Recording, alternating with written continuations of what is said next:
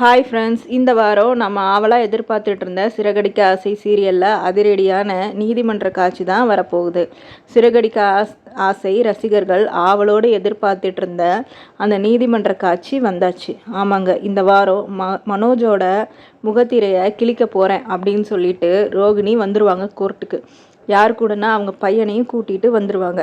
நீதிபதி முன்னாடி ஆஜராகி மனோஜோட சுயரூபத்தை போட்டு உடைக்கிறாங்க. என் பையனோடையும் அந்த குடும்பத்தோடையும் நான் வாழணும்னு ஆசைப்படுறேன் அப்படின்னு சொல்லுவாங்க. உடனே மனோஜ் என்ன பண்ணுவாருன்னா, இதெல்லாம் நடிப்பு, அவள் நிறைய பொய் சொல்லி தப்பிக்க பார்க்குறா அப்படின்னு நீதிபதி கிட்ட சொல்லுவார். ஆனால் நீதிபதி கல்யாணியோட பேச்சு எல்லாத்தையும் கேட்பார்.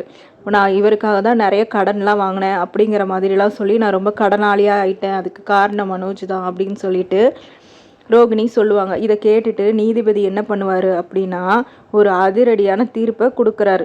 இன்னும் ஒரு 6 மாதத்துக்கு இந்த கேஸை நான் ஒத்தி வைக்கிறேன். அது வரைக்கும் நீங்கள் ரோகிணியோட செலவு பொறுப்பு எல்லாத்தையும் மனோஜ் தான் ஏற்றுக்கணும் அப்படின்னு அதிரடியாக சொல்லிடுறாரு.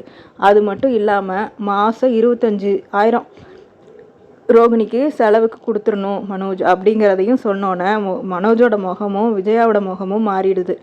நாளைக்கு என்கேஜ்மெண்ட்டை வச்சுட்டு இப்படி ஒரு சிக்கலில் மாட்டிக்கிட்டோம்னு மனோஜ் பதறாரு.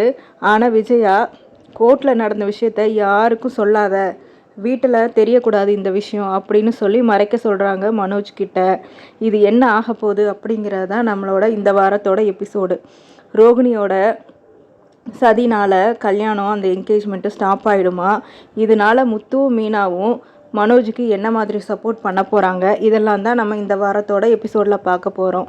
ஸோ பொறுத்திருந்து பார்க்கலாம். இந்த வாரம் சிறகடிக்க ஆசை சீரியல் ரொம்ப விறுவிறுப்பாக போக போகுது. மிஸ் பண்ணாமல் பாருங்கள். தேங்க்யூ ஃபார் வாட்சிங்.